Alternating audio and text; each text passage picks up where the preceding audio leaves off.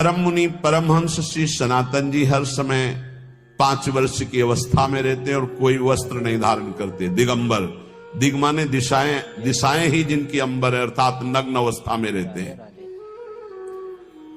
ये वर्णन करते हैं कि एकादशी व्रत को हरितोष व्रत कहते हैं। भगवान की प्रसन्नता के लिए, हरिजू की प्रसन्नता के लिए एकादशी व्रत रहा जाता है।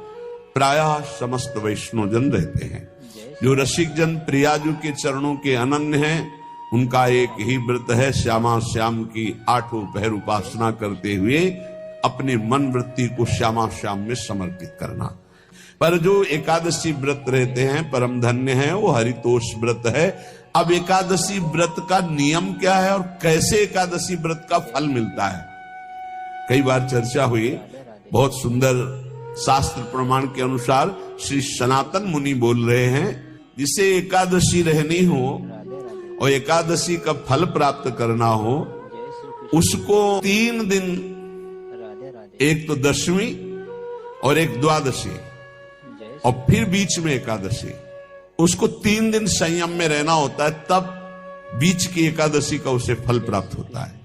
जिसे एकादशी व्रत रहना हो उसका नियम है कि दशमी के दिन कांसे के पात्र का त्याग करें। वैष्णव सिद्धांत है कि कभी जिसमें मांस बना उस रसोई का भोजन न ग्रहण करे।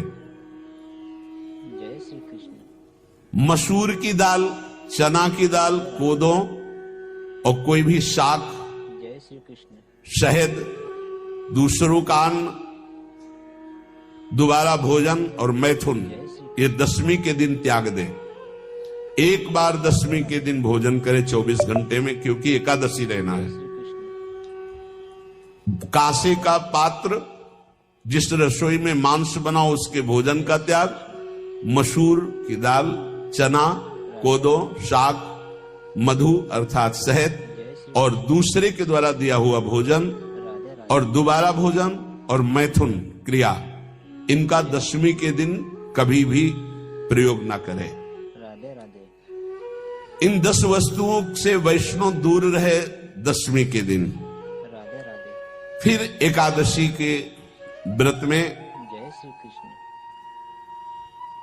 ये पीछे तो हम वर्णन कर ही चुके हैं, कहीं नहीं आया या कुटू का वो कचौड़ी पकौड़ी और सिंघाड़ा का हलवा और ये दुनिया के खीर और सब।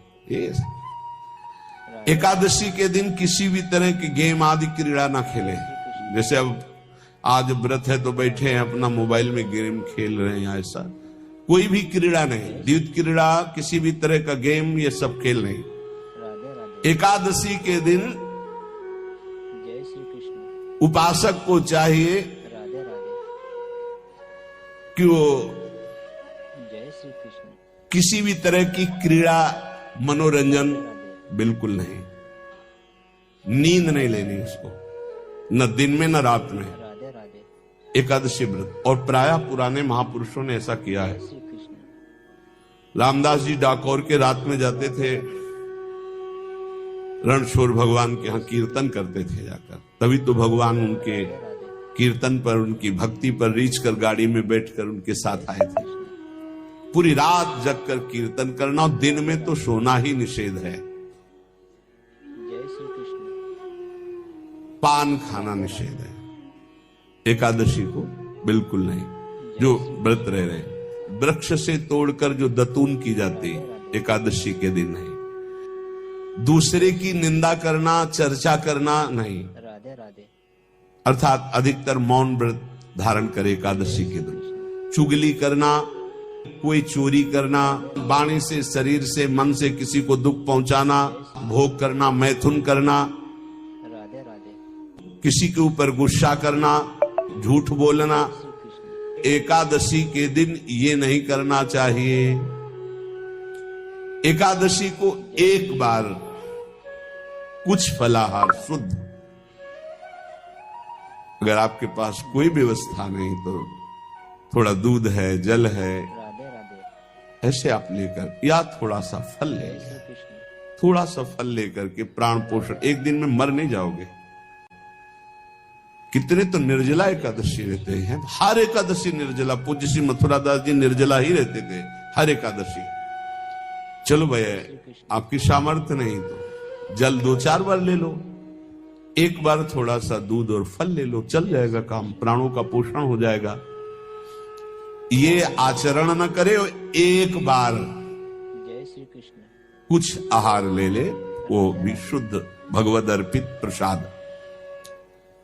फिर द्वादशी को कांस के पात्र में द्वादशी को भी भोजन न पावे। जिस रसोई में मांस बनाओ उसमें आहार न ले, किसी भी तरह का नशा द्वादशी को न करे, शहद न पाए, तेल के बने पदार्थ न पाए, मिथ्या भाषण न करे और बहुत शरीर का व्यायाम न करे, बहुत थकावट वाले कार्य न करे, दोबारा भोजन न करे। एक बार द्वादशी को भी भोजन पवित्र, मैथुन न करे, जिसका स्पर्श नहीं किया जाता है ऐसे पदार्थों का स्पर्श न करे, और मसूर की दाल न खाए। द्वादशी को जो इन नियमों का पालन करता है, दशमी द्वादशी ऐसे और एकादशी ऐसे, तब उसे एकादशी व्रत का फल प्राप्त होता है। जय श्री कृष्ण। उपासक को चाहिए राधे राधे कि इन नियमों से व्रत का अनुष्ठान करे, मनमानी आचरण न करे। सबसे प्रार्थना जो एकादशी रहते हो, हरितोष व्रत इसे कहते हैं, भगवान की प्रसन्नता के लिए रहा जाता है, रहना चाहिए। जो अपनी आचार्य परंपरा में है, जैसे जिनका सिद्धांत है, पर रहने का सिद्धांत ये श्री सनत कुमार जी वर्णन, श्री सनक जी महाराज, ये सनत कुमार जी वर्णन की। सनक जी महाराज कह रहे हैं, यदि भगवान का आश्रय नहीं, सत्संग नहीं है, तो इन 4 में से एक हो तो नाश कर देता, फिर चारों हो तो सर्वनाश हो जाता है। यदि सत्संग नहीं है, यदि भगवद आश्रय नहीं है, खूब धन हो, जवान अवस्था हो, बढ़िया पद मिला हो, प्रभुत्व चलता हो और अज्ञान हो, फिर क्या कह रहा है? बोले ये चारों जहां मौजूद होते हैं वहां सर्वनाश का खेल शुरू हो जाता है।